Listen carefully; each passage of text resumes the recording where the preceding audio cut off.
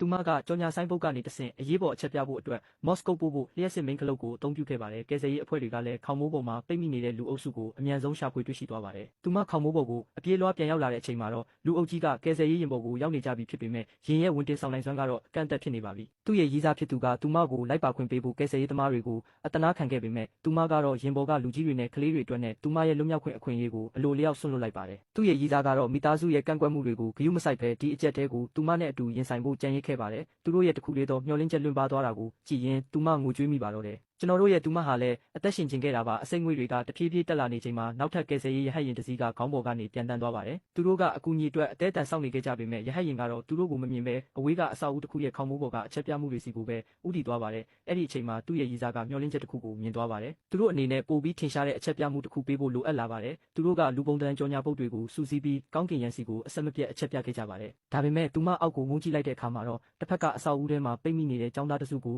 တွေ့သွားပြန်ပါတယ်သူမတစ်ခါထပ်ပြီးစိတ်တွေးဟာဖြစ်သွားရပြန်ပါတယ်သူ့ရဲ့ရည်စားကအကူအညီအတွက်အဆက်မပြတ်အော်ဟစ်နေခဲ့ပြီးနောက်ဆုံးမှာတော့ကယ်ဆယ်ရေးရဟတ်ယာဉ်ရဲ့အာရုံစိုက်မှုကိုရရှိခဲ့ပါတယ်ဒါပေမဲ့သူမကတော့ဝမ်းမသာနိုင်ခဲ့ပါဘူးသူမဟာနောက်တစ်ချိန်လွတ်မြောက်ဖို့အခွင့်အရေးကိုအလိုလျောက်ထပ်ပြီးဆွန့်လွတ်လိုက်ကကယ်ဆယ်ရေးသမားတွေကိုကြော်ညာပုတ်တွေနဲ့လမ်းညွှန်ပြသနိုင်ဖို့သူ့ရည်စားနဲ့အတူမြေကြီးပေါ်မှာလှည့်ချလိုက်ပါတယ်ညပြထားတဲ့အရက်မျက်နှာအတိုင်းလိုက်ကြည့်ရင်ကယ်ဆယ်ရေးအဖွဲ့ဟာចောင်းသားတစုကိုအောင်မြင်စွာရှာဖွေတွေ့ရှိသွားပါတယ်ကယ်ဆယ်ရေးယာဉ်ကတဖြည်းဖြည်းဆင်းသက်သွားချိန်မှာတော့ဒီစုံတွဲဟာသူတို့ရဲ့နောက်ဆုံးလွတ်မြောက်နိုင်မဲ့အခွင့်အရေးကိုလက်လွတ်လိုက်ရပါပြီနောက်ထပ်ကယ်ဆယ်ရေးအဖွဲ့ရောက်လာဖို့တနာရီလောက်လိုသေးပေမဲ့အဝေးမှာတော့ပောက်ကွဲမှုတွေဖြစ်ပွားနေပြီးအစိမ့်ငွေတွေကလည်းအနှံ့အပြားရောက်ရှိနေပါပြီအခုအချိန်မှာတော့သူတို့ဟာသူတို့ဘာသာသူတို့ပဲရုန်းကန်ကြရတော့မှာပါသူတို့နှစ်ယောက်ဟာမြို့လေခေါင်မှာအမြင့်ဆုံးဖြစ်တဲ့အဆောက်အဦစီကိုဦးတည်ခဲ့ကြပေမဲ့လမ်းမှာဆောက်လက်စတရားတစ်ခုကပိတ်ဆို့နေတာကိုတွေ့လိုက်ရပါတယ်သူတို့ကကာယံထားတဲ့တန်လန်းတစ်ခုကိုယူပြီးတစ်ဖက်ကအဆောက်အဦကိုလှမ်းမိအောင်ထောက်လိုက်ပါတယ်သူမကအရင်ဆုံးစတင်ပြီးကူးသွားခဲ့ပါတယ်သူ့ရဲ့ရည်စားအလှည့်ရောက်တဲ့အချိန်မှာတော့ drone တစ်စင်းပေါ်လာပါတယ်အဲ့ဒါကတော့သူ့ရဲ့မိသားစုတွေဘေးကင်းရာကိုရောက်သွားပြီးနောက်သူတို့စီကိုလွှတ်လိုက်တဲ့ကယ်ဆယ်ရေး drone ပဲဖြစ်ပါတယ်သူတို့ကလက်တွေကိုအသေးအတန်ဝေယမ်းပြီးမိသားစုနဲ့အဆက်အသွယ်ရခဲ့ပါတယ်